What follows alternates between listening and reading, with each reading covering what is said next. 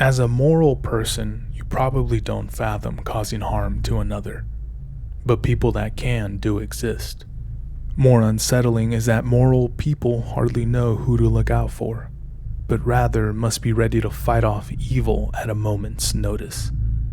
Even then, nothing guarantees your survival, as it's as nebulous as the future. In other words, we live moment by moment, never truly knowing what lies ahead. So if a predator targets you, it's survival of the fittest. The stakes are heightened when that predator's kill method is as easy as pulling a trigger. And even worse, it's happening right now in Stockton, California. To date, investigators have been tracking a string of shootings that started in April of 2021, with the most recent in September of 2022, stacking up a victim count of 7, increasing the general anxiety within the area.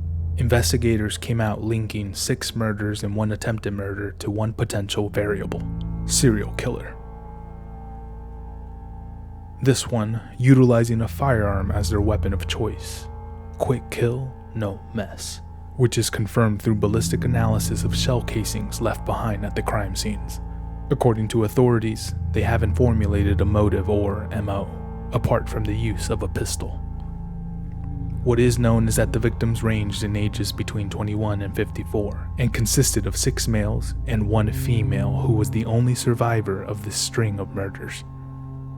Most victims of ethnic backgrounds, though majority Hispanic. There were no connections between any of these victims except that they were alone in the late or early hours of the day. It's been a random opportunistic rampage, that subtle moment when one decides to do B rather than A. This poses another question. Would the potential serial killer stray away from multi-person parties?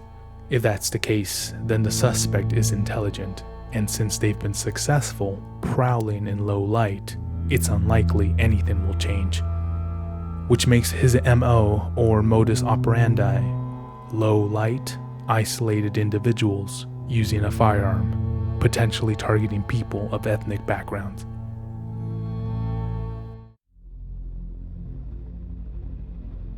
Like a twisted game of cat and mouse, this killer had been prowling the streets. Starting on April 10, 2021 at 4:18 a.m., he cut down 39-year-old Juan Miguel Vazquez Serrano off 5700 Harmon Avenue in Oakland. First victim.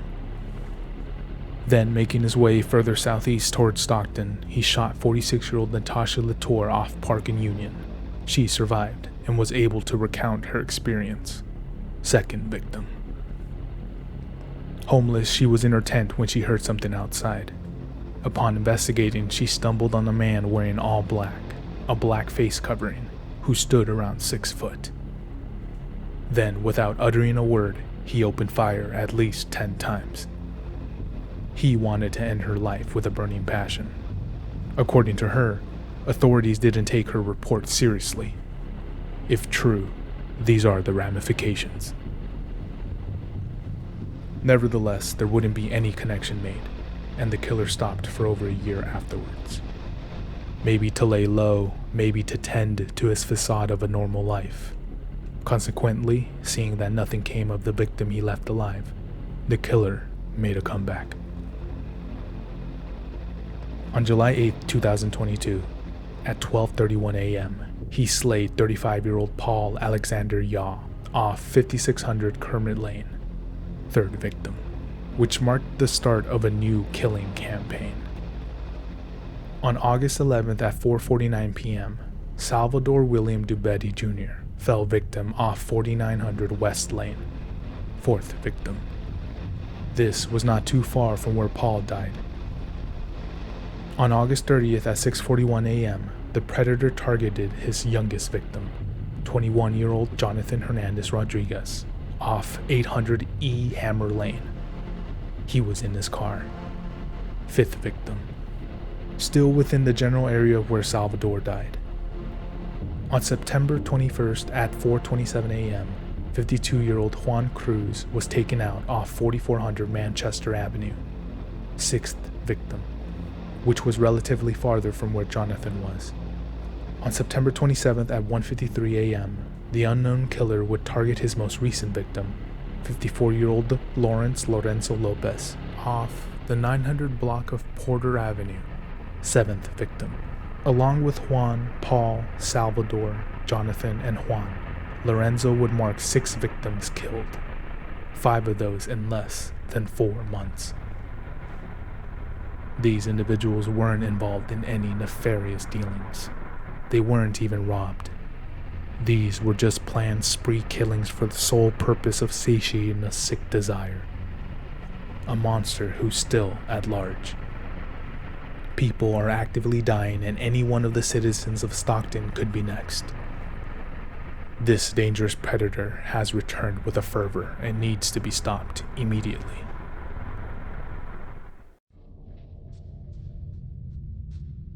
Each crime scene consisted of shell casings near the deceased. The casings match with ones from different crime scenes, and the alarms are being raised.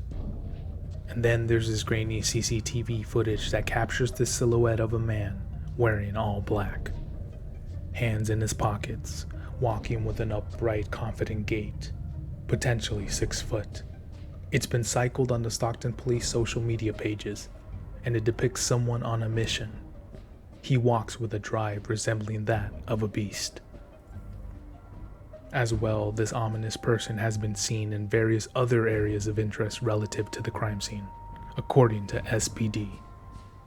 Although this shouldn't be everything they have. In fact, law enforcement seldom releases everything to the public, so only time will tell. And there's not much else in terms of evidence or suspects to follow up on, at least based off what's in the public domain. As this progresses, hopefully authorities can get a hold of this monster ASAP. They've stated the Stockton Police Department is encouraging anyone with information to call our tip line at 209-937-8167. You can also email your information to policetips@stocktonca.gov. Upwards of $125,000 is being offered for any information that leads to his arrest.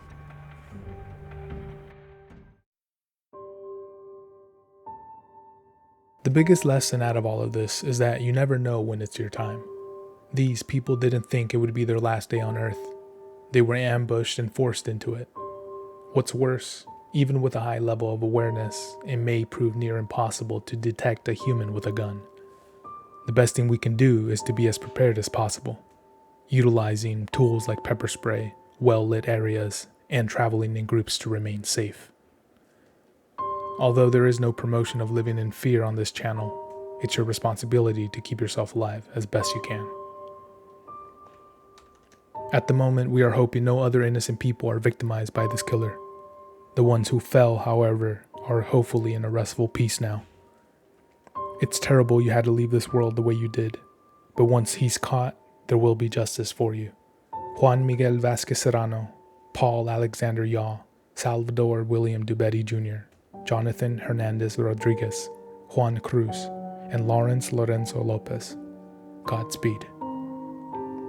As well, for the loved ones of the deceased, hopefully you can take the time you need to mourn and find strength through it. Thanks again for tuning in. I appreciate every one of you. I'm starting another series with a focus on active serial killers, where there's an active investigation in a series of killings of 3 or more. So let me know what you think in the comments below. Also, if you like the content, consider liking, sharing, and subscribing, as there's more to come. As well, stay tuned for episode 4 of Family Annihilations. With that being said, take care and until next time.